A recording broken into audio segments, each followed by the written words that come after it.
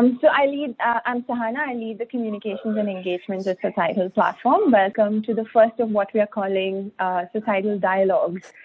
Yesterday, I happened to read an article by Otto Scharmer of Aapti Institute, and this particular paragraph struck a chord, and I felt like it truly describes what we intend to do through this initiative that we are calling Societal Dialogues. It says, start quote, meeting the challenge requires seeing and sensing from the social field. A social field is a social system. Your set of collaborators sense from all directions, not just from inside your bubble or silo. We all operate in the context of social fields. Everyone does. The question we have to ask ourselves is, are we able to truly sense our social field from the edges, from the viewpoints and experiences of all the collaborators in our field, including the ones that are the most marginalized, end quote. In so many ways, Societal Dialogues is an effort to hear from you, our missions, and also provide a space for you to hear from each other in a way to sense what is happening in the field. So that what you are sensing in your field, so that the work that we do at Societal Platforms and the work of each mission here is constantly informed by the collective experiences and insights. This meeting is also special because for the first time, we're bringing two communities who matter the most to us. That is the Societal Platform missions, as well as the Project Aspire Fellows. It's an initiative that we have with Ashoka. So once again, welcome and thank you for joining us. Today's session is a collaboration between eGovernments Foundation, Societal Platform, and our research partner, Aapti Institute. The next 90 minutes is divided into two parts. Part one is for around 30 to 35 minutes, where you will hear from all three teams, and we will present the learnings and findings from this research what we are here to listen to. We will then have around 10 minutes to do a quick Q&A before we move to part two of our session, which is what we are most excited about around, the discussion that we want to have with each of you, where we will discuss with you 4 design principles that came out from this research, and we will invite you to share your thoughts and probably examples of how you would envision it being implemented with your mission. Very basic housekeeping, which I always repeat in all of our sessions. Don't let the sound of kids, pets, vessels, construction happening around you stop you from participating. During the session, feel free to use the chat feature as well as raise hand to share your questions. So on that note, let me call upon Ameya Nayak from eGovernments Foundation to share with you an overview of why this research was important to us. Thanks, Sahana. You're able to hear me? Yes. Great. So, welcome everyone to today's session, and thank you so much for joining us. I'll take just about 3 or 4 minutes of your time to set broad context on why we were interested in studying agency, and then, of course, I think Sanjay and Viraj will add their own remarks on why this is an important topic to research. So at the broadest level, I'm sure, as Sahana said about each of us navigating our social fields, we know that one of the major actors there with whom each of us interact and from whom each of us are seeking to get certain things is the state in its broadest form, right? So government offices, laws, rules, policies, etc. Each of us has the more or less daily experience of navigating these to get specific things that we may want or that we may be required to fulfill. Increasingly these days, we are also navigating tech interfaces to get these and other things. So we are navigating tech interfaces in how we interact with the state, as well as how we interact with a variety of other players and influences in our lives. When it comes specifically to the state, though, one of the ideas that at eGov we've been developing more and more strongly these days is that we actually need to make a distinction between the digital governance and the digital delivery of services, right? So there are some services that can be delivered electronically. You could arguably get a certificate or a license as opposed to paper in electronic form. But none of us has figured out how to send water over the internet yet, right? You can govern the delivery of water to somebody's house electronically, but you can't deliver it electronically.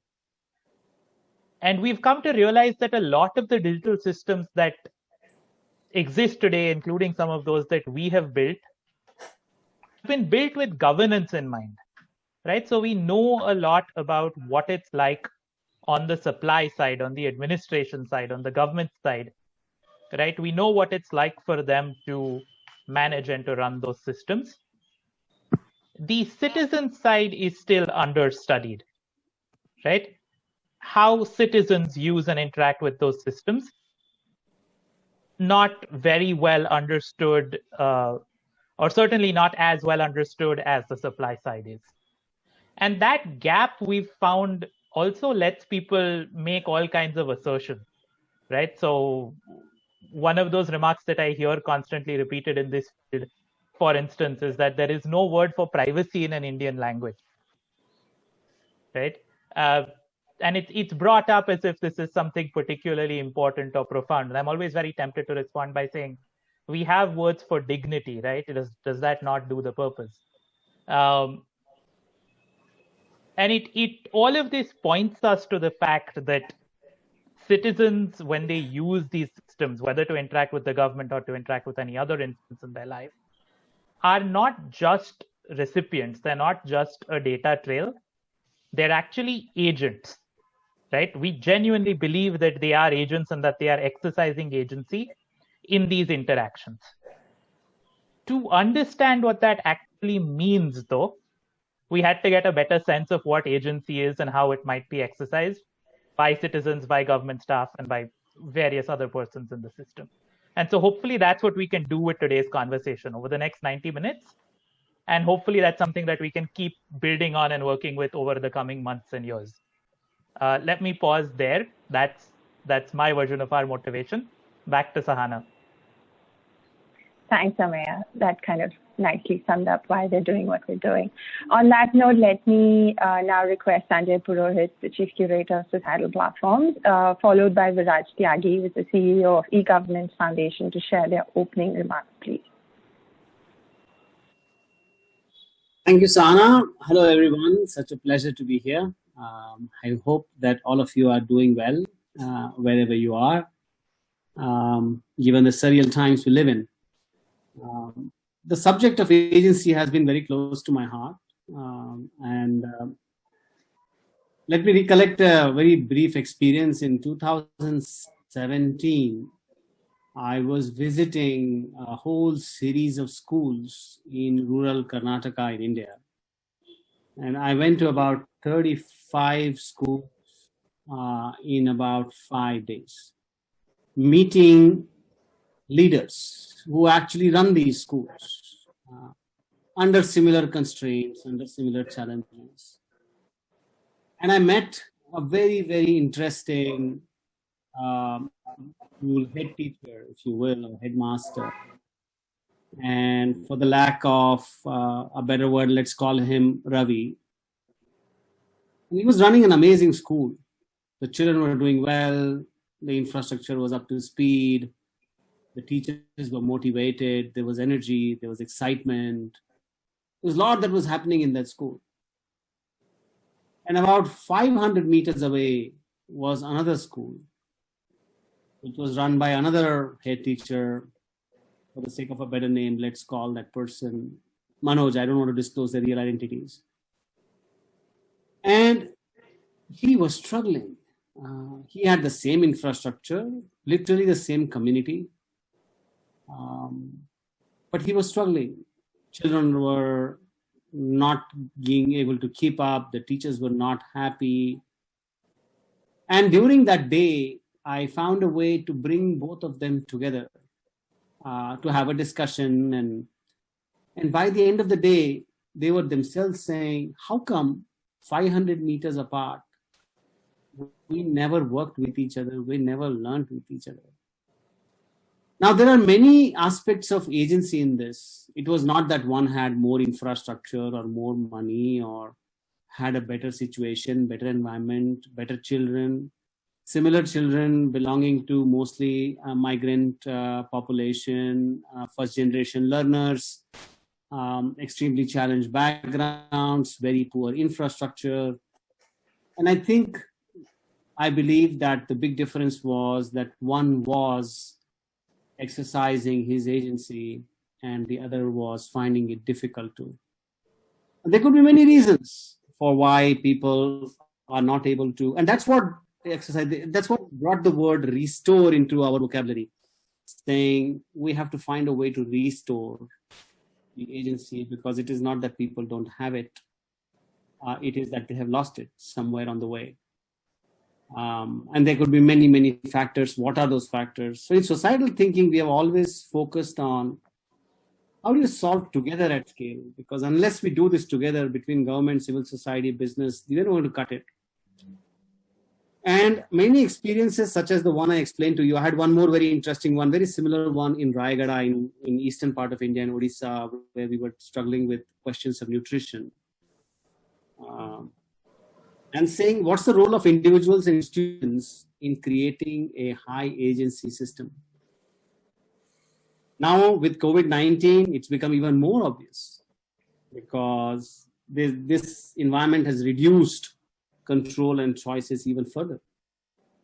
Drastic effects on people, and institutions are also struggling to respond purposefully because everybody is strapped for resources. And so resources have an impact on how can one exercise agency. Many government institutions not able to make their own decision, respond to the context at hand. I'm sure Virat sees this more than I do, but in urban development, revenue generation is coming to a halt. Urban local bodies are struggling to raise funds, start projects. And so now you have this institutional aspect of, you may want to do it, but it is now getting modified or controlled, if you will. And so the whole idea that we have to get to the root of this question of what does it take to restore the agency? Because if there is a way out of the current situation, that would lie in restoring the agency of the key actors in the ecosystem. It will not lie in going and doing spot fixes or point fixes in that sense. Also, we want to arrive at a set of principles, a set of design constructs, a set of guardrails for people like all of you to, with your respective stakeholders, work on this very important central idea of restoring agency. And also, I think it's important for us to learn from each other, because in your respective domains, wherever you do your work, you encounter many Ravis and many Manojas who are struggling with their agency. And these were just two examples. I'm sure if you open the floor, you would have many, many examples where very, very highly capable people are severely undercapacitated and feel this intense loss of agency. Agency and structure have had a very old relationship. I'm assuming all of you who are passionate about studying the effect of agency would have studied the fact that when agency meets structure, it causes a phenomenon called overflow. And that overflow is a subject of intense interest to me, because if we have to restore the agency of the vital actors in the system, we have to capture that overflow. And that in many ways relates to the platform thinking that I have been trying to learn over all these years, because the objective of a platform is to capture that overflow and create the infrastructure on which agency can be strengthened again and again over time. So I am very, very excited about the beginning that we have made today. In many ways, I always ask this question saying, is this the end or is this the beginning? And I always believe this is the end of the beginning. So it's neither the end nor the beginning. It's just that we are ending a beginning here. We have a long way to go to understand this subject and apply it in our respective contexts. Because in restoring the agency of individuals and institutions at large, there is hope that we would be able to recover from the slip back of almost 10 years that has happened in the last 10 months, because the world has gone back by 10 years. And the only way to come back and do 20 years worth of work in the 10 years yet to come is to actually restore the agency of the people at large and help them exercise what they can and recover the system from where they are. So I'm super excited, looking forward to, and Viraj has been an intense partner on this. So over to you, Viraj, for your perspectives. Thanks, Sanjay. And good to see you all. I think it's great to have this conversation. I mean, this is Amay has covered in a bit about why it's important for us. I think in very simple terms, we exist to make our cities easier for people to live in. I think that's a very simple mission that we have, and to do that, I think understanding how the multiple actors who basically constitute the ease of living for the citizens, including the citizens, actually kind of act without agency. I think also it's important to, we've been around for 17 years. I would say for good 13 or 14 years of that, we were it's very important for us as an organization also to understand this, because we are still, our kind of history and legacy is around supply side. So we understand the supply side, the governance side that Amaya was saying. So this is almost like a change management or a change catalyst within us as an organization to change our mindset and actually start looking at ultimately what the beneficiaries, how are they benefiting, and how agencies kind of enacting on them. A couple of things, one of the best examples of agencies in action, and I was able to put in a framework after I understood how agency works, was actually I went to this trip in Andhra Pradesh to a very small municipality called Tenali, and there's a small slum called Ramnagara there, and I was just talking to people and talking about how do they see Andhra had done a pretty good job of their using our platform, having a Puru Seva platform there. And I'm standing next to a drain which has been recently cleaned, and there's a girl about 19-year-old. Her name is Antalakshmi. We start talking, and I said, "Are you aware of this service available? You can raise complaints and everything." Yeah. This drain was overflowing 3 weeks ago, and because they came, this self-help group came to our locality and said, why don't you become the kind of a volunteer to raise issues on behalf of your locality? And they installed this app on my phone. So I took a photo, sent it on, and said, and within 3 hours, the commissioner called me, and she was smiling ear to ear, saying the commissioner actually called me and said, this should be fixed today. If it's not fixed, this is my number, call me. And she said, sure enough, 6 hours later, people came and cleaned it up. And something she said after that, which kind of always stayed with me. Last year, we had the same problem, and it did not get fixed for weeks. And 3 children died of dengue. So I think that is the power when it works, that a 19-year-old can be a spokesperson or a volunteer for a community and get things done.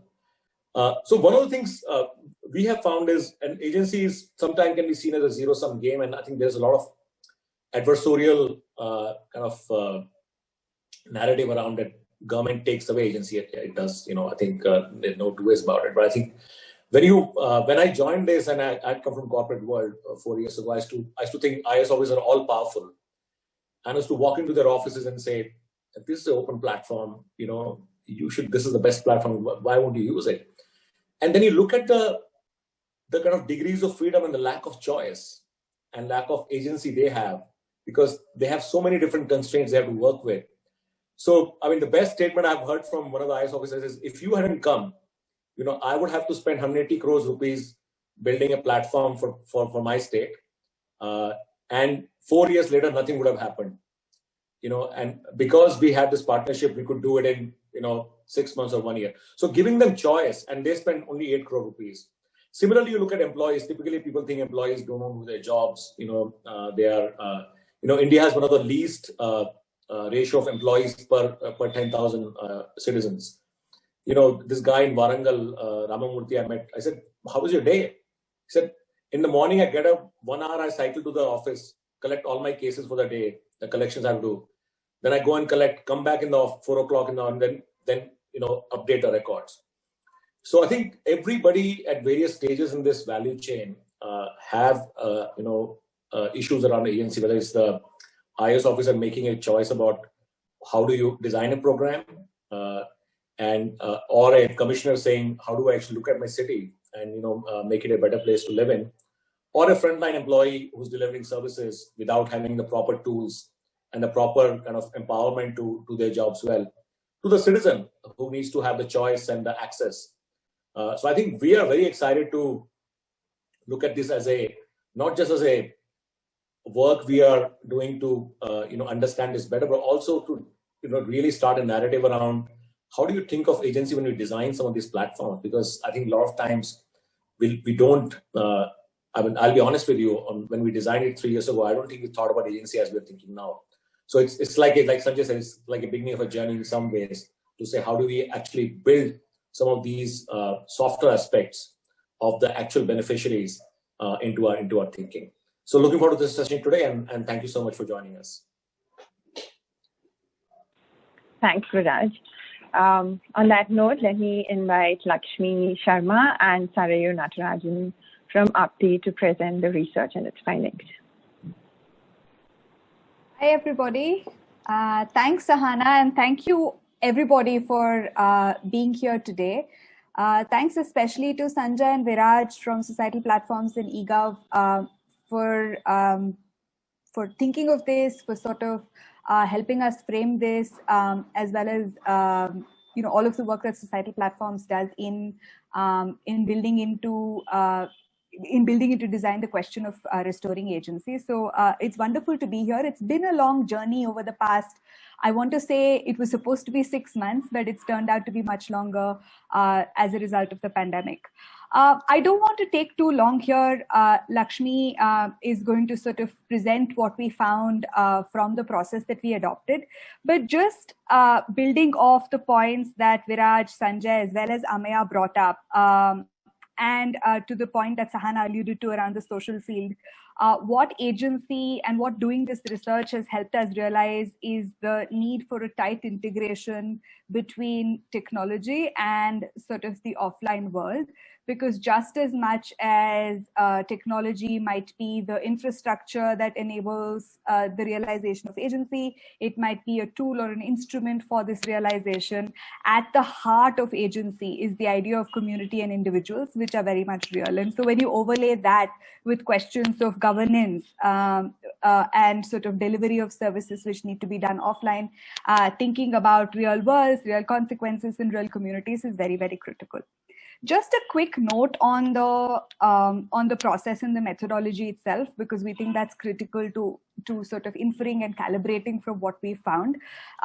This is primarily built on conversations with 30 or so individuals from across the ecosystem. So we spoke to academics, researchers, and very many practitioners, some of whom we hope are in the room as well.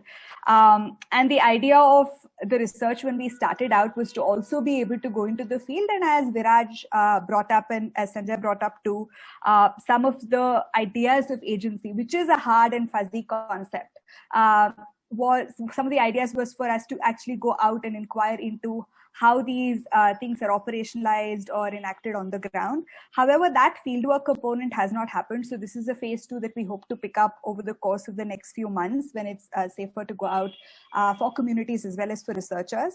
But what we have so far is from the experiences of practitioners, researchers, academics, some ideas on how agency may be enacted on the ground, what potential ways and pathways to operationalize this can be. So I don't want to sort of give away too much here. So over to you, Lakshmi, to present the findings of the study.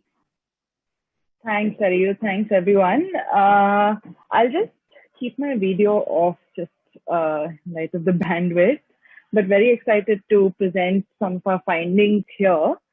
So a lot of what we found has been sort of touched upon by Viraj and Sanjay and Ameya as well. And I'll just elaborate on some of that. And I hope that, in the second part of the session, we can discuss on some of these design principles that we found, and also about some of the conceptual notes that we found as well. So yes, as Saryu and everybody mentioned, this study basically tries to get under the skin of the notion of agency and how it operates in our context, in how it's operationalized in the offline world, and also what are the ways that technology can amplify this. And of course, we focused on, invariably, when we were talking about agency in the context of government service delivery for citizens, we ended up focusing on the group that has the most barriers to agency. And these were marginalized or vulnerable groups, specifically, what we envision to be people from caste minorities or religious minorities, and migrants, labor migrants.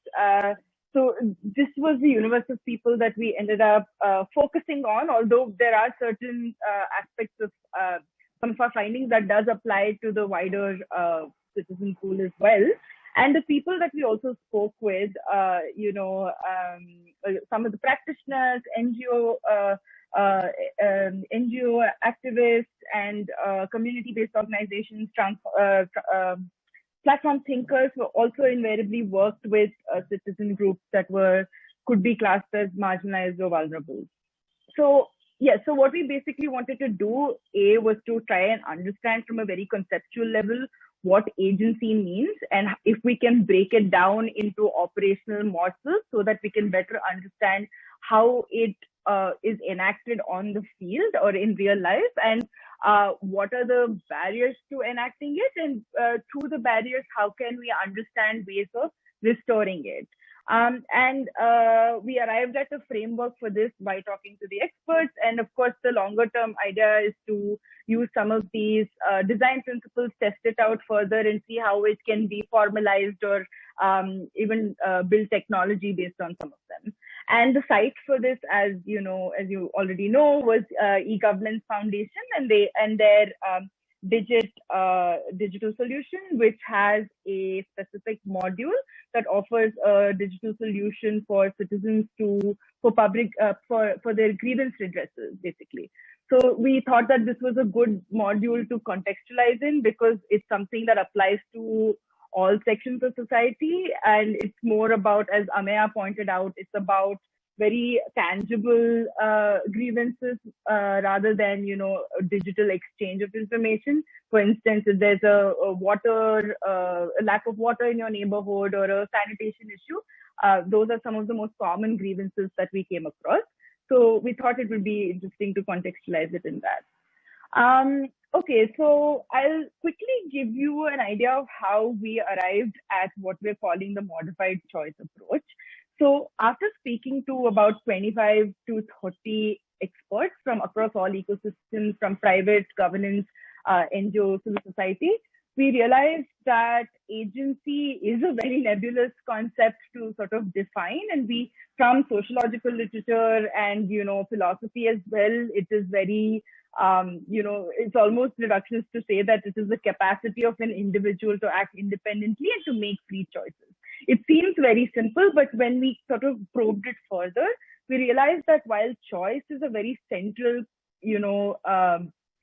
criteria or characteristic of agency of a citizen or any individual to enact their agency, it is often limited by extraneous elements like, say, mechanisms of control. And the ability to enact this choice is also something to think about, and it's a lever almost that can be built for, or could be thought more, there's a capacity to be more granular about it and build for it. So, and also we realized that if we just define, agency as any one of these things, say, agency is the ability of an individual to make a choice, which could be a functional or instrumental ability, like having the infrastructure to reach the state, or it could be more of a capacity question, as having, the entitlement or knowledge of entitlement to reach the state. It would be it would negate the social context that people exist in, and negate social structural discrimination that people might undergo, like based on caste or gender. And if we just define it by choice, it could be very individual centric again, and ignore some of the external constraints. And if we just define it as, the control over outcomes, or, institutions of control that give people agency, then it would also sort of negate the idiosyncratic concerns or, individual preferences. So we wanted to sort of, utilize all of these three almost modes of thinking about agency, bring it together, and that's how we arrived at a modified choice approach. And I'll speak more about it. I know it's a pretty, it's quite conceptual in its design. But yes, so a modified choice approach, very simply put, means that agency is ultimately a process of involves enabling choice for a person, and it's often constrained by control, which in the case of governance service delivery could be mechanisms of power or institutions of power, like say government structures, private structures that you work for, and it could be restored by unlocking ability, and this could be both functional or more on a social capacity basis. So a little more about that, right? So choice, we've all came to we all unanimously agreed that is the central sort of feature of agency. A person's ability to make a choice and see that choice through is what sort of defines an agency enacted. And choice making is also a process of socialization. So there are certain groups that are more, certain social groups or certain groups of citizens that can make choices more easily than others because of the way they've been socialized or because of the socio-cultural context that they're born into. And of course, to make this choice, to see this choice through, there are mechanisms of control like the institution. So they basically either accelerate this choice process and, ensure that it comes into fruition, or they can be a constraint. And so the ability to navigate such mechanisms of control and make sure your choice has been made successfully is the level of ability that we want to build for when we think about design principles. So it's about ability is basically any mechanism, design, or pathway that enables, facilitates choice making, and also enables the agent or the individual to convey dissatisfaction if the choice hasn't been successfully made, or basically express dissatisfaction against the mechanism of control that might prove a constraint against this choice making. So to make it more simple and contextualize it in the context of urban service delivery, we can take the simple act of an individual wanting to approach the state because there's a sanitation issue in their neighborhood. So if the very decision to make the choice of reaching the state in itself is an agency that's being enacted, right? So for instance, if I am from a particular neighborhood and I want to complain that there's a sanitation issue and I want to reach the state, that's me acting on my agency. But what are the channels that sort of are available for me? In this case, say the PGR app that's been designed by eGov could be one of the pathways to enact my agency. And the mechanism of control here, being the state, could be if I do place a complaint via the app and it's not been completed within the LA or this service level agreement, or if say I go into the municipal office and try to place a complaint and I'm discriminated because I'm from a specific caste or religion, then those are constraints against against my agency. And at the same time, on a more functional level, if I'm aware of only certain channels, right? Like if I'm aware only that of an app to reach the state and I don't have a smartphone or don't know how to navigate that again is a functional barrier, and that's having more choices or having different pathways. Offline pathways could be a way to sort of increase the ability to make that choice. So what this basically told us was that using this approach could maybe help us surface design how-tos to address agency breakdowns and also make it a more inclusive and 360-degree, input on designing solutions. Another important thing that I have to bring up is that when we set out to do this study, we have two layers to it, right? So we wanted to understand basically what is agency, how did it originate, how did this concept of agency originate, and what does it look like in the world. And the second layer was what is the role of technology to restore agency and amplify it for groups that may not have had it or may not have had it for historical reasons or any situational reasons. So from talking to the 25 experts, what we arrived at was that, and mind you, in this expert pool, we had a lot of activists that work directly with groups that have been historically disenfranchised and who have sort of mobilized to, mobilized or have been, have collectivized to enact their agency. So what we basically arrived at was that on a single layer, agency emerges in the context of governance service delivery, at least, from a rights discourse. So every individual has the right to enact their choice, has the right to make a decision and see that decision through. So, and for instance, in claiming services of the state, they have a right to do so, and the action of claiming this right is something that is habituated and that occurs from socialization, which occurs in the offline world.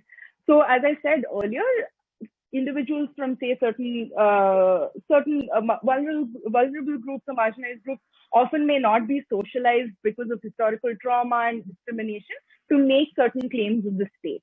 So to do this very basic, to even be so bold as to enact your agency, it is something that has to be, fostered or cultivated offline. But what technology can do is that it can be an important infrastructure to amplify agency once it has been restored or when it's in the process of being restored in the offline world. For instance, if I am from a certain, if I don't have agency and I have been socialized or trained or been mobilized to sort of make that claim, have been given the voice to, given the permission or the have been empowered to use my voice to make claims of the state, then I need a pathway to do so. And technology can be that infrastructure to, amplify my voice to reach the state. But at the same time, if technology is designed and deployed without having a real understanding of how it, affects individuals' agencies in a specific context, it can further divide this, further increase the gap in agency, and may also be, be a driver of agency loss. So this is something very interesting that we found out, because we realized that contextual and holistic understanding is very significant in trying to build, agency restorative technology or digital solutions. So I'll give you an example of how that basically, an example of how it manifested in the context of eGov in Punjab. So basically, in Punjab, eGov's Digit app, Digit solution was deployed, and there was a lack of use or a low use of it because of maybe a combination of a lack of awareness of its existence and an inability to navigate the solution, and also the friction of installing a new app. And this was a barrier to citizens' agency in reaching the state. So what they ended up doing, the way they enacted their agency, and both at the citizen level, which is the demand side, and also, the ward officials, so the governance context, they adopted alternative channels which were more widely available, more feasible, and easier to use for both parties. So they started using WhatsApp to sort of place complaints and make sure the complaints have been seen through.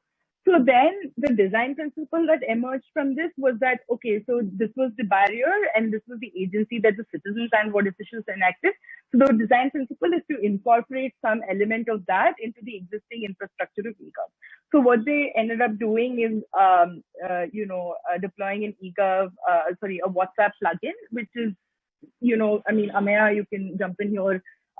It's now deployed in Punjab.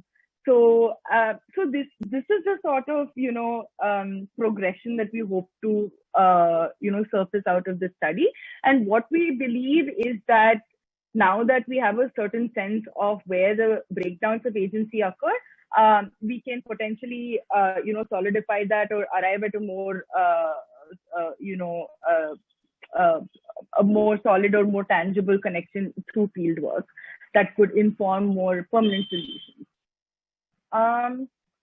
So I'll just quickly go over some of the findings here, and then we can jump into the design principles and get into the discussion.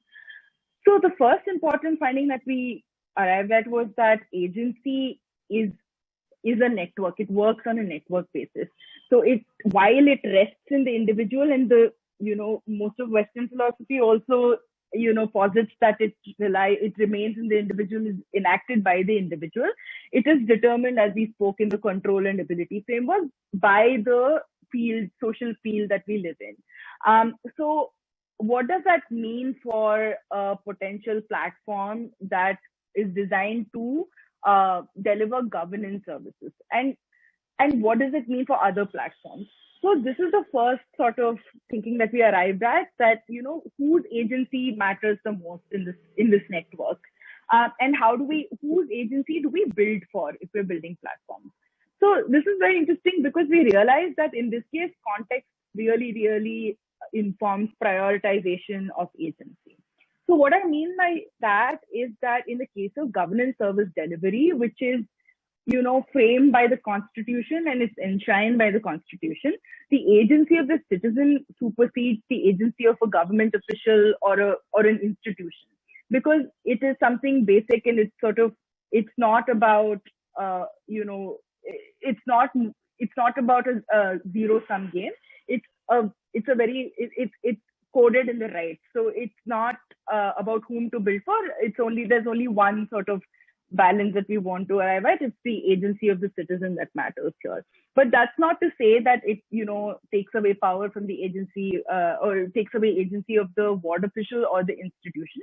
But it's almost like a balance where a symbiotic balance where delivering services to the citizens should also be a agency restorative thing for the ward officials as well. So this is something that we want to further understand through future field work, hopefully.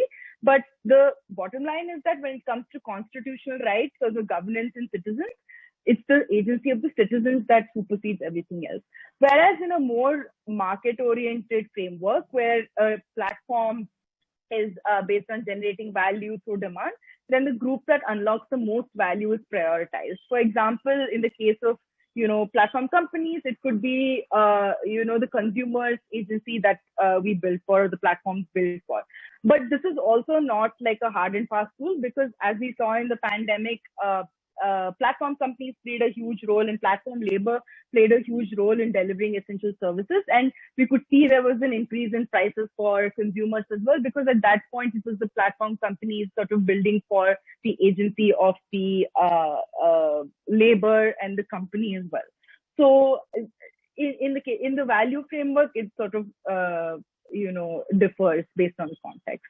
So this is something very important to arrive at, because if you're building societal platforms in the context of governance, it's very important to focus on citizens, and also citizens who may not have as much agency as others because of social structural reasons. And the second most important thing that we arrived at was that when we're talking about disenfranchised groups, the agency of instead of restoring agency of the individual, it's more efficient to restore the agency of the community. And this is because, as Professor Tony Roberts also said, who's worked a lot on the notion of agency, he said that for a systemic change, we cannot think of improving individual agency, because social change doesn't rest with an individual. It's more about collectivizing and mobilizing. So, for example, we saw a lot in our own fieldwork from other projects and also some of the pilot interviews we did for this project. We saw that a lot of migrant groups or minority caste groups really mobilized based on their caste identity to make claims of the state, and this was how they sort of enacted their agency. And over time, we see there are certain caste groups that the agency trickles down to the individual as well, but it is of course a gradual process. So to ultimately restore the agency of the individual from a disenfranchised group, we need to think about a more community-based understanding. So yes, so again, tech offers infrastructure in this context as well, but to restore the agency of the individual, it's important to think at a more collective level. Lakshmi, just 1 minute. So before we go to the discussion, let's just give 5 minutes, because then we can do the discussion part for questions or quick feedback from the group. Yes. Yeah. Feel free to unmute and just ask your question, or you could raise hand and we could. Is there a raise hand feature here? I'm not sure. Yeah, there's a raise hand. Can I ask the first question? Sure, Jack. Sure. Yeah. Yeah. So I think that when a personal problem is approached, very often the officer will attend to it. Yeah, he probably missed something or what. But working with the government on system change, that's a very different level.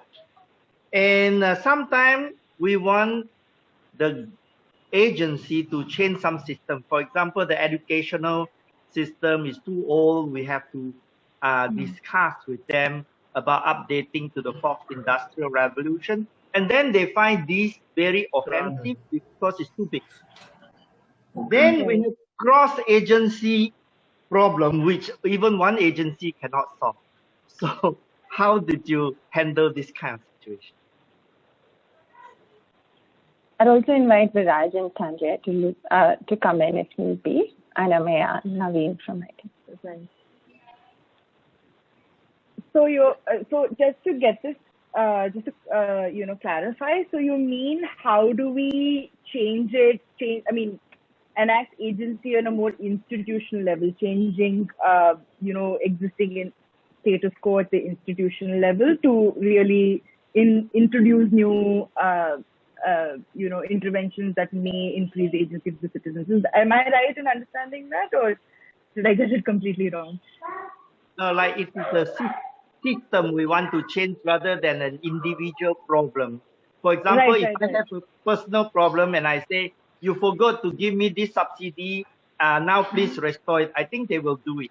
But if we say the system has a flaw, we have to remove this flaw, then suddenly they were like, oh my goodness, this is beyond me. And you are disturbing, and it's quite offensive that you are now giving me so much work to do, and I will try to get rid of you, right? So how do you solve it? Right. So I guess there are 2 layers to this, right? So it goes back to that constitutional framework,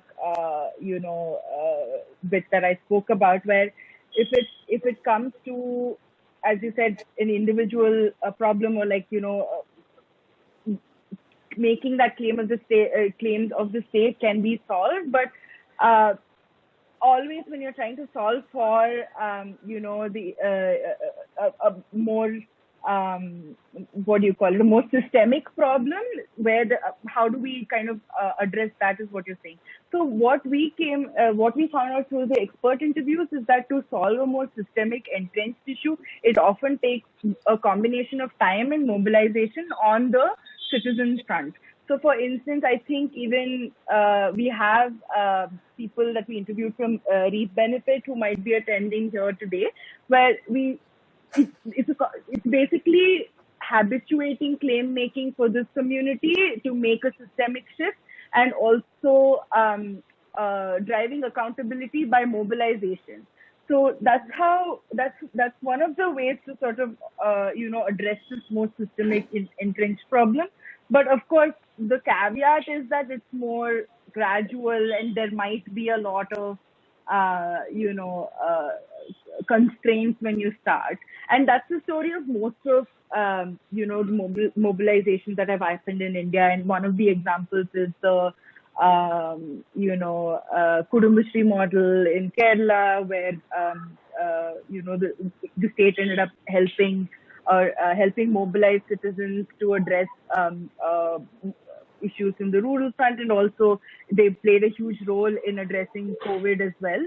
And also another example is the MKSS, or the Mazdoor Kisan Shakti Sangathan, I might be getting this wrong, where a group mobilized to get a bill passed on the right to information, and that's a systemic change basically, which happened over time, and strong leadership at the community level and the grassroots level. So that's one way I would say, we could address that, and that's something that came out of the discussion as well. So yeah, and I invite Saryu or even Viraj to sort of jump in here. If we put it into better context, let's say we want to reduce the incidence of rape in India. That's a system cultural issue. So that's very big. So how do we do this? Sorry, I didn't get that. More what? No, we want to reduce the incidence of rape. Right. So how do we do that? Right. Okay, so I don't have an answer for that, because it's such a cultural, deeply entrenched patriarchal framework that we can't. If we had a ready answer to that, would be we'd all be winners. But I think again it takes relearning and habituating new ways of thinking. That is a gradual process, and something like rape as well is so.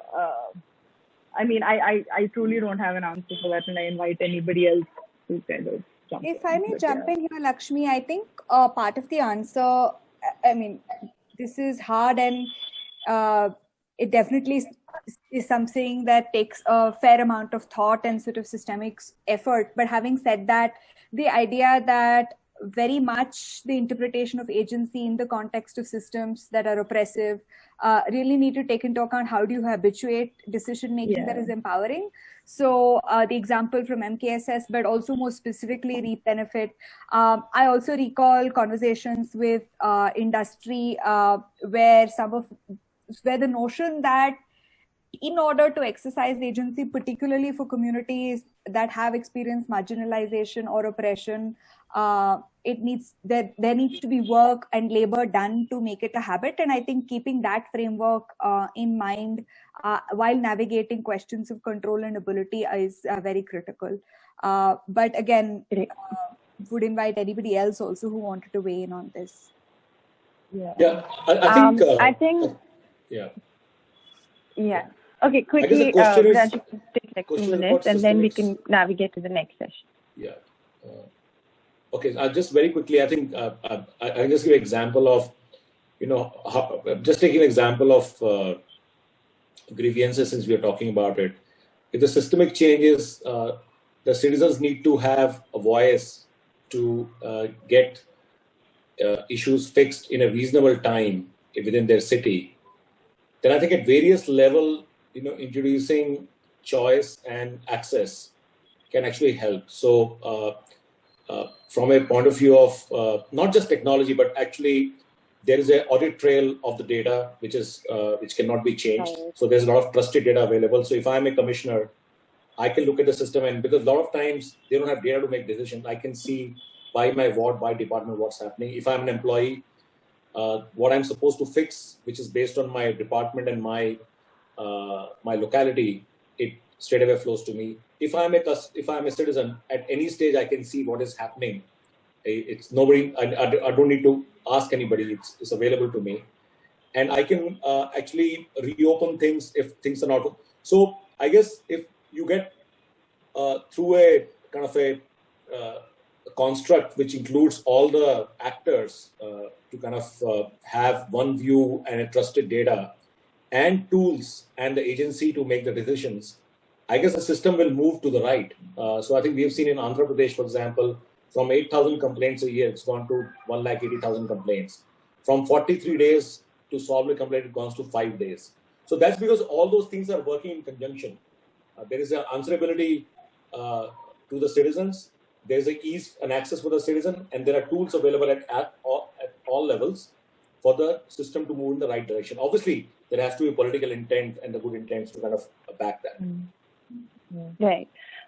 Thanks, Viraj. And I think the design principles that we will be touching upon in the second part of the session probably answers some of the questions we have. So moving on to part 2 of today's session, the part that we are most excited about, we will share with you the 4 design principles that came out of this research. Lakshmi will swiftly walk us through each of them, and we will spend like 5 minutes now, it's supposed to be 10 minutes, to kind of discuss each of them. And what we do have is we have some probe questions to guide us through this. Gautam John, the director of Nilikani Philanthropies, has graciously agreed to be the observer in spite of reaching out to him at the very last minute. And what he will do is kind of, analyze or take in the responses that come in and share some closing comments at the end of part 1. To ensure we get bring to the table thoughts from as many people, or at least as many organizations here, we request each of us to give space for multiple viewpoints to come in. I might take the liberty and call out some organizations, so don't be startled if I catch you in the middle of, you scrolling through Twitter for election numbers. So yeah, over to you. Thanks, Sahana. All right, so I'll just quickly go over how we ended up getting at some of the design principles. So we sort of worked our way through addressing some of the breakdowns we commonly saw in our own fieldwork and in the context of eGov's solution, as well as some of the experiences of the experts that we spoke with. So there are basically 4 major areas where people's agency break down. It's along access at the institutional level due to loss of rights and due to a loss of trust in the state. So this could be because of a whole variety of causes, including, loss of access to information or choices of reaching the state, access to digital literacy or the access to digital infrastructure. And at the institution level, it could be more along lack of flexibility because of a certain employment structure and also because of bureaucratic style of functioning. And loss of rights could be due to more historical oppression and trauma and a lack of opportunities and representation.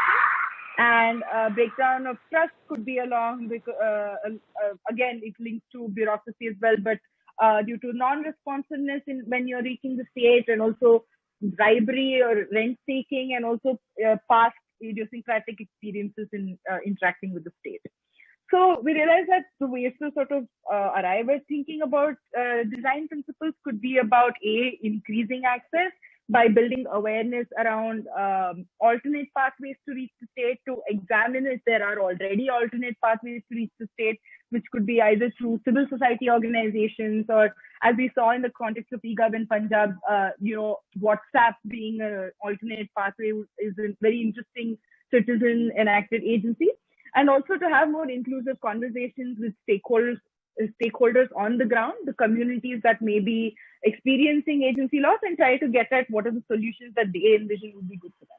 And also the way to sort of offset bureaucratic breakdowns could be building processes of accountability, as Viraj just said, to have eGov's digital solution has this, has a record of all the transactions, so that accountability is baked into the process itself, baked into the pathway.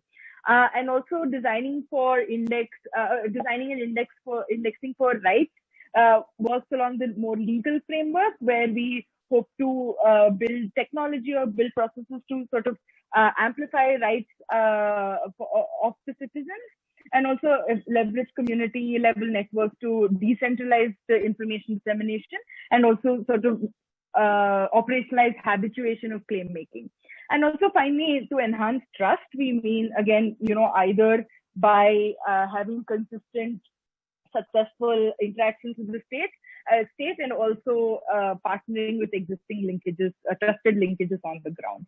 So these are some of the design how-tos, and so this is the discussion portion. So I just want to go into each and every breakdown and agency enacted and get some of the responses to the to the principles.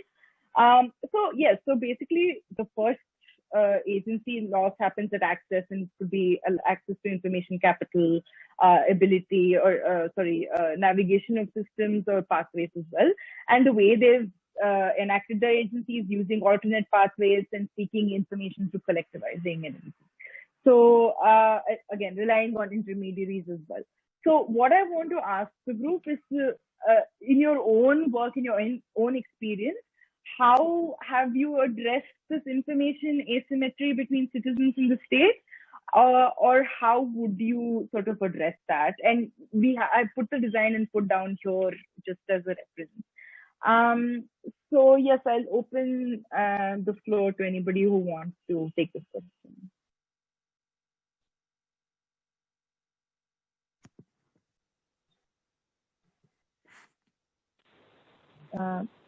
You can also use the chat. I can also call out. Okay, could I ask either somebody from Echo India or Enable India, Shanti or Dr. Sunil Anand, to respond to either of the questions here based on your work that you do? Right. Let me risk this to send My name is Dr. Anand, right? So here is what I think. The agency is a very important part of what we do. The very fact that we collaboratively get people on, and if the definition is give them independence of making decisions and choices, it gives the person the knowledge so that he acts independently as well as then has free choice to make from what he gathers from others in his environment, not what is being followed. That's one takeaway from here. The other takeaway that I took, which came a little late in my understanding of agency, was what was mentioned about incorporating technology to what those other people are used to. Here was an example. We do these echo clinics, and all the learning was being captured in that 1 hour. Then we realized almost every single group that had their own WhatsApp group. So they made me a member, and when we joined, we realized a lot of the learning that they were doing in the WhatsApp was being missed out in the echo clinics. So now a plugin is being made that incorporates the learning of the WhatsApp back into the echo model. Some of my partners, Nimans for one, is actually incorporated it in their system to capture that. That's one thing that I learned from my agency. So that's my little 2 bits on what we do with it. Thanks. Thanks, Dr. Anand. Could I ask Shanti a specific question in terms of, is access a sufficient condition for citizens to enact their agency, especially if you could just quickly tell us who you cater to and then kind of respond to it. So we work for livelihoods of persons with disability. And, when I look at how we address this information asymmetry, interestingly, whatever you put in green, utilizing low-tech pathways, our persons with rural disability, we actually have, a social networking platform which uses a non-smartphone, basically a basic handset, right? And interestingly, the intermediaries are persons with disability themselves. So very often you could have a scheme of the state, which is really not understandable, or it's not even about understanding. It's, I went for this Aadhaar card, but nobody listened to me because I'm disabled, whatever, right? So somebody else gives the answer for that. So we find that this really does work, and when this low-tech pathway is helping people to not only after some time, they also crowdsource. Very often they, it's not, when you see more and more people on the platform asking and others giving response, you start, the person who was not showing their agency, because we have cases of some people who said, I just kept listening and wondering what's going on. And then I realized I could ask something and get help for myself. And now I'm going out and telling many more people that you can exercise your right. So, and use this platform, and this is what can happen to you. So this is what we see happening and this platform is called, in Kannada, it's called Namavani, and in it's called Hamari Vani, which means my voice. Thanks, Shanti. Anyone else who would like, sorry. Okay, thanks. Anyone else who would like to share your experiences of having worked in the field?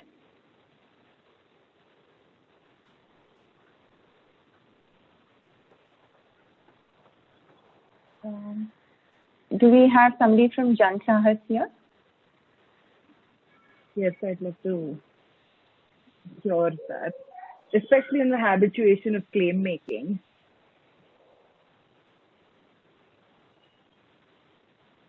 Sorry, can you repeat what does claim making mean? I'm sorry, I didn't get that.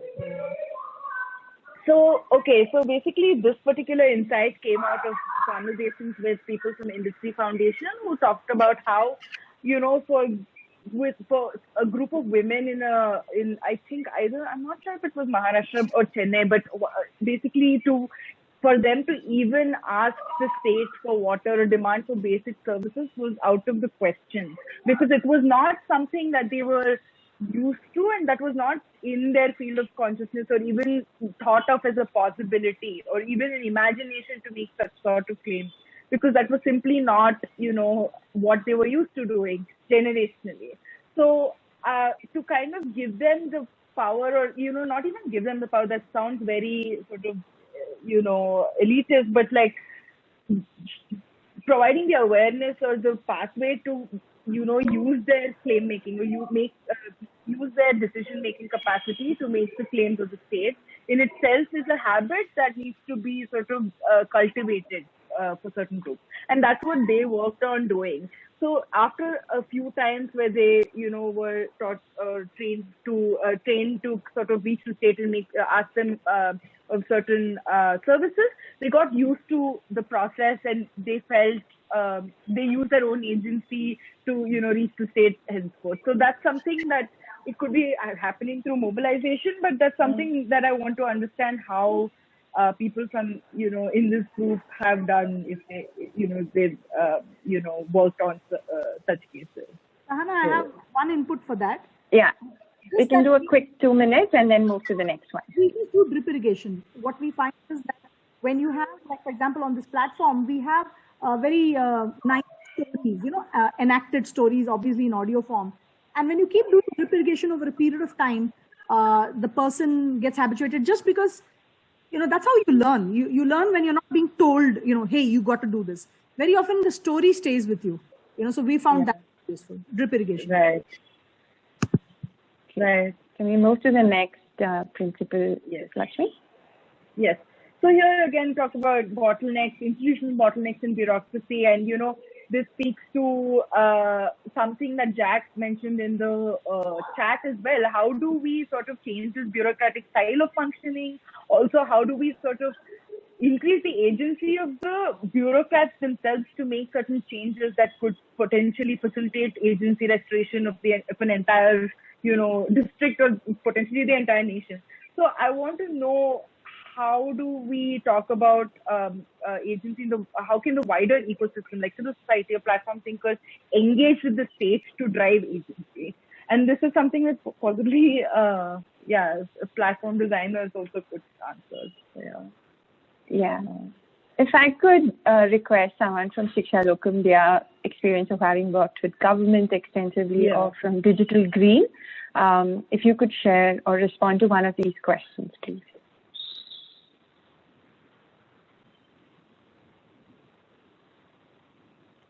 Sahana, I can go. Sure. So working with, working in the context of the leadership in education with the set of states that we have interacted,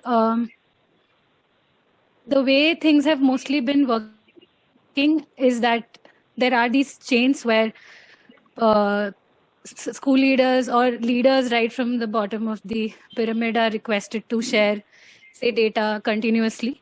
And that has become one of their core tasks, other than the things that they're supposed to do. But where is this data getting, like, where is the sense making of this data happening has not been very clear. And the efforts of Shiksha Lokam have been to bridge that gap, that whatever we are, I mean, one way is to introduce new processes that can ensure that which are more reliable, like which are more dependent on data, and they lead to database decisions. But for the existing processes, the idea is that if we can not to, I mean, one way to say it is to digitize those processes so that there is a way of, there is a way in which the state gets visibility into what is happening at the ground. At the same time, if I am a school leader or I am a leader at any point in the hierarchy, then I also have access or visibility to my own data. I mean, this is one way in which we have been engaging with the state, where, I mean, it's just the beginning, but the attempt is to say that, attempt is to have, for the leaders to have access to their own data, or at least engage in these processes that can build that as a habit. So, yeah.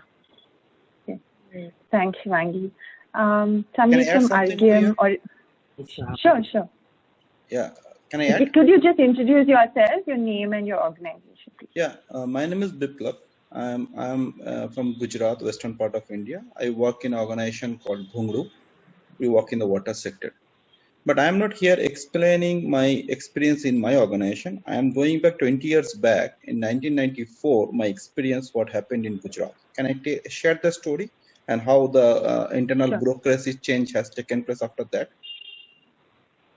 So I am going to share a very surprising do it in 2 minutes. Yeah, 2 minutes. I was part of Government of India Evaluation Committee for identifying the land record accessibility for the farmer at district level. So I found, when we were doing the study, we found every farmer is happy to pay the bribe money to the local intermediaries to get the land record. That was a huge money. But for them, it was a distributed smaller amount, 10 to 15 rupees. They're happy with that thing. Then suggestion came, why don't you decentralize the whole land record system at the panchayat level, that is the village level, and now those are available at the village level. So then they have a village method, they can access the data of the land records at the village counter itself. So that travel cost, which they are considering as the bribe money to save the travel cost, has been reduced and they can access the data from the village panchayat. So this change of the bureaucratic system has helped them a lot. Acceptance of bribe has been deleted. Other problems are cropped up. That's a different issue. I'll talk on that thing later. But that's the unique experience from my side, where the debunking or dismantling the institutional problem to change the behavioral pattern of the community. Thank you. Great. Thanks, Biplab. Let's move to the next principle. Right. So just before Satvik, we talked about on indexing for constitutional rights and diminishing discrimination, and something that came through in the expert interviews was that when change or a policy is driven by lobbying, it often sees less success as compared to when a policy is driven by mobilization and at a very grassroots level.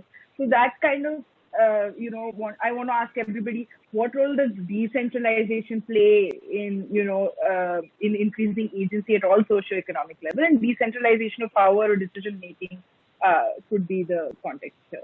And can technology be used a tool to increase to help this basically?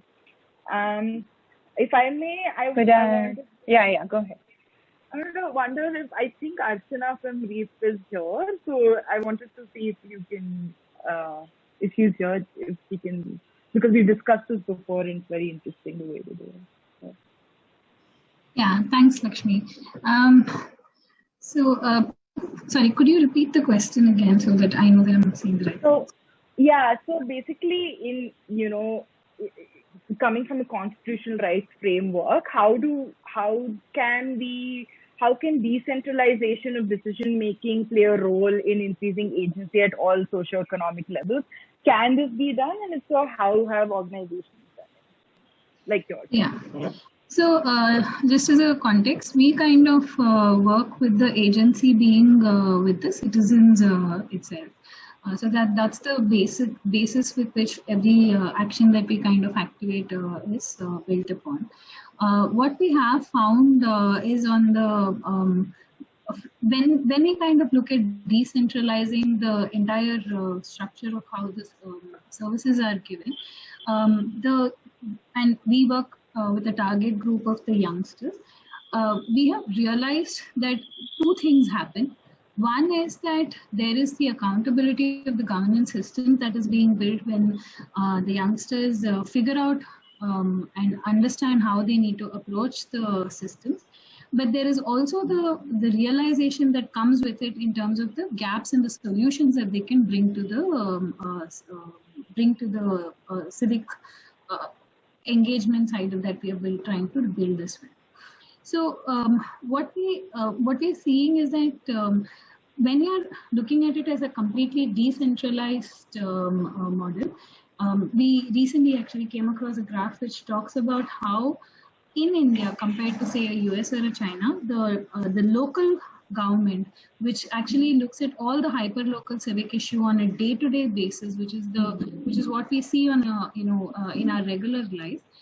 India has the lowest staff employment on the government side, from being at around 10 to 20%, whereas in countries like US and China, this is close to 60% of where the staff employment is in the government side. This huge gap we feel actually on our day-to-day life basis also, right? In terms of where you have to raise the issues, who do you approach when you face an issue, and how do you kind of bridge for the gap?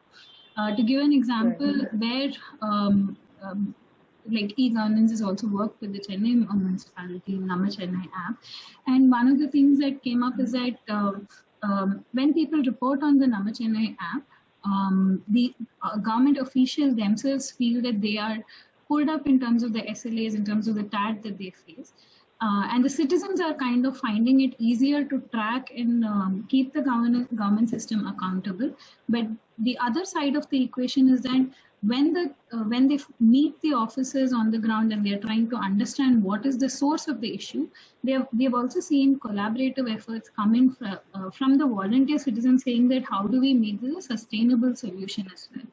So the decentralization has actually helped in multiple layers in that sense.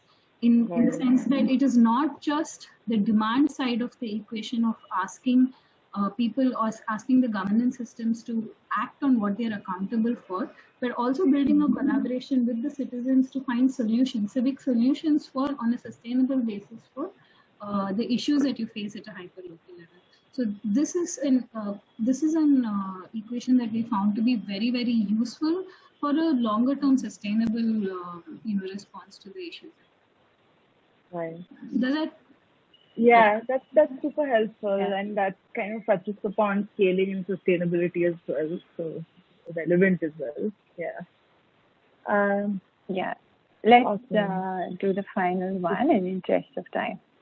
Yes. All right. So the last one is, of course, designing for trust and transparency, and that's something that even Viraj had touched upon. That tech often offers this, very transparent account of what are all the transactions that have happened.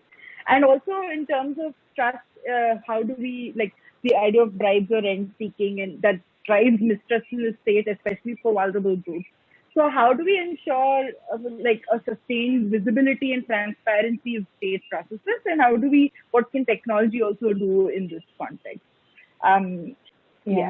Could I, request Mukti to come in here, and also Purvi from Pratham Books if she's here. She's gone. Can you come back with a question once so that out? Right. So basically, the idea was how do we build or ensure, visibility and transparency of state processes, not just, technologically we have a process, but also how do we drive away that inherent mistrust in the state because of, say, bribery or, illicit practices, and also non-responsiveness, and how that sort of ends up with, citizens seeking alternative pathways to reach the state. So how would we address that issue? And if you have done that, and also how would we move forward with this issue? The one thing that comes to my mind, which is extremely important and which is not available, is transparency and accountability. If I speak in terms of healthcare itself, if you take the Tamil Nadu's pharmacy buying medicines and be able to supply it to the primary health centers. That is one of the important milestones in the public health space in India itself, the Tamil Nadu model and the Kerala model, where everybody keeps talking about the Tamil Nadu model, where they have used technology, where even a primary health center doctor can punch in on a daily basis what is the medicines that he has exhausted and having the inventory control and request for the medicines that he needs, not what the bureaucracy supplies him. And that has been a key in pivoting the public health, primary care to the communities, point one. And the second one is, if you look at, there are a lot of pilots that has been done in Tamil Nadu, where chronic illnesses like diabetes has been tracked, and when a patient has gone into the hospital and he has been found to be a diabetic, there is a constant follow-up with reminders, and if the patient does not come back for his medicines, then the ASHA worker goes and visits him. And all this has been done technologically, but it has just been done only as a pilot. They haven't scaled up. I'm not sure why. But in the pharmacy part of it, there has been transparency incorporated and able to buy the medicines. But in spite of that, one of the major issues where there is a lot of corruption in terms of healthcare itself is the non-availability of budgets for infrastructure, for maintenance, for medicines. And that becomes a huge issue. And technology and agency can only go this far. My question is, how do we solve this problem of lack of budget from the government policy makers? How do we do that? Because unless there is a supply, there is not going to be a demand. And if there is a demand and there is no supply, the demand is going to die down. And you can be transparent, but if there is nothing to give a person, a community member, what do you tell them? So this is something that I keep grappling with in terms of healthcare itself, and we're talking about primary care. How do we do that? And I mean, places like Bihar and UP, it's very common. And what do we do in that? It's a huge issue that we have to grapple with. Yeah. In some ways, we hope that this the community that has come here together for this session could kind of serve as a pool to kind of discuss these questions and hopefully find answers together. So before we kind of move to the closing, I would request if there's somebody from Antarang or Touche, if they want to share some thoughts on any of the principles that kind of that you want to respond to. No pressure, though.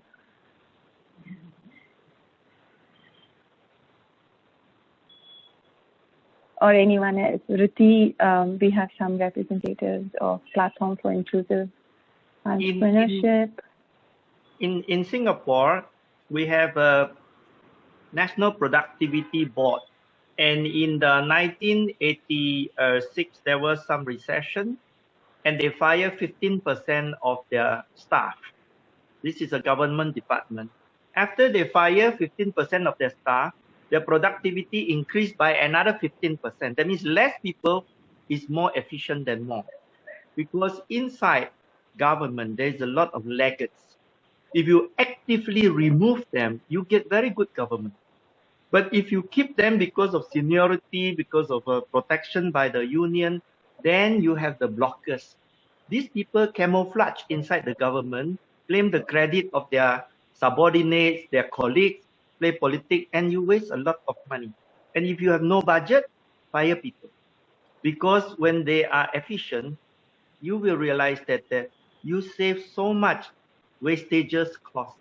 And the cost of distrust, which is the way you create many layers of hierarchy, because that is called the cost of distrust.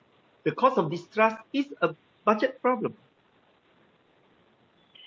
Thanks, Jack. We hope that you will write that article that you mentioned in the chat and kind of discuss this a bit further. And on that note, let me now invite Gautam to share his closing comments, observations from today's session. Sahana, Gautam, sorry, can I make a 30-second intervention? Gautam, John. Yeah, sure. Yeah. Just one thing that stuck with me from the questions, even around how do you work with government officials and the role of transparency. And I'm sort of saying this with my eGov hat off as someone who studies reform in public institutions more broadly, right? A lot of the research that's come out recently, like even the State of Aadhaar report, right, has established that both expectations and efficiency levels are actually really low. In some ways, we're working from such a low baseline that, you know, almost any efficiency gain can actually be distributed between all of the players. So there may be some very high functioning government where reducing discretion, improving efficiency, etc., will mean that you have to lean more closely towards the citizen or towards a bureaucrat. In many places, we're not close to that. We're at a baseline where if we improve efficiency just by streamlining a process or by making some data transparently available, like so many people have shared in the examples, the gains of that are actually widespread. They're there for the frontline employees, they're there for the citizens, they're there for the administrators. It's a hard sell, but once it starts running, it sells itself. Thanks. Thanks, Amna. Gautam, I invite you to come in. Thanks. Thanks, Sahana. Thanks, Aapti. Thanks, eGov. This is a fascinating conversation and one I'm so glad we're having. As someone who at one point in time trained to be a lawyer, I'm fascinated and grateful for the opportunity to learn from the intersection of constitutional rights and values expressed through the lens of development and technology. It's not a conversation that I'm a part of very often, and I'm really glad to be able to listen in, both through to the insightful findings that Aapti, eGov, and Societal Platform have come up with, but also the rather wonderful discussion. I just a few of the points that stuck with me, you know, particularly as we talk about the role of platforms as architectures in which agency is both expressed and amplified. Like something, you know, a few of the things that stuck were, one was Dr. Anand talking about how technology can be used thoughtfully to enable access to information across multiple channels. How Shanti talked about empowering intermediaries. And I think we tend sometimes to think of agency as a thing individuals have, but a common subtext I pulled out of the conversation was that agency can also be expressed by individuals when they are empowered, when empowered intermediaries and communities exist as well. The point on creating opportunities for behavior change was very well made. And the one that stuck with me, with no good answers, but really insightful comments and thoughts, was on the issue of trust. Because at the end of the day, I think everyone in the room is aligned to building the greater good, to amplifying and creating a good society, and that is impossible without trust. So the fact that we're talking about the architectures of trust, both informal and formal, online and offline, is an important one, and more so when we talk about agency, because agency and trust are uniquely linked. So much so that, you know, to me, part of the history of this conversation around agency is not just current, but it's age old, right? I mean, I think it was Aristotle who said a good life is one in which a person can function not only in a biological sense, but also by exercising choice and reason. It feels so fundamentally human to anchor the idea of development in people as human beings, and you know, the full expression of a human being, which is what part of the conversation around agency and ability is talking about. And the fact that we're now able, through this research and even otherwise, able to understand that people's abilities are are affected by external factors, how they can interact with other people, how they can access infrastructure and information, the extent of opportunities to participate in some of these co-creative processes, and the fact that platforms can form the backbone of this, and the platforms can seek to fill each of these gaps in ways that amplify the inherent and integral capabilities of each individual person to build a life that they want for themselves, whether it's in education or healthcare or any one of these. And I think that emphasis not only on how people and platforms function, but on having the capabilities to achieve outcomes they value, that to me is, the import of agency. Having not just the capability, but also the space to achieve these is, and the freedom to choose are unique facets of us as human beings, and a unique way that all of you are thinking about development, right? Development looking at enhancing people's freedoms of choices, and to see people as agents of change. So it's people-centered rather than sarkar-centered or bazaar-centered alone. And I think that is the bit that I find really fascinating in everything that you talk about, because you put the person at the center of it. We often use the word first smile. And I think as we start to articulate centering the process of development on the capabilities and the expressions of freedom of each individual, agency is not a zero-sum game. It is a non-negotiable precondition for all of us to be able to go forward in unlocking the true potential of platforms and of people and communities. So thank you for this opportunity, and I'm really looking forward to how each of you start to reflect this thinking in your work, both in the structures of the communities you engage with, but also in the structures of the platforms you build. So yeah, thank you. Thanks, Gautam. I think that's a great way for us to end this session. Thanks all for joining us today. Special thanks to Aapti for putting this together. So on behalf of eGov and societal platforms, thanks everyone. Keep in touch, and we hope you keep this conversation going among this group and your organizations. Have a good evening. Thank you, everyone. Thanks to Sariyu's son for letting her work. Yeah. Joined just now. Thanks, everyone. See you guys. Thank you so much.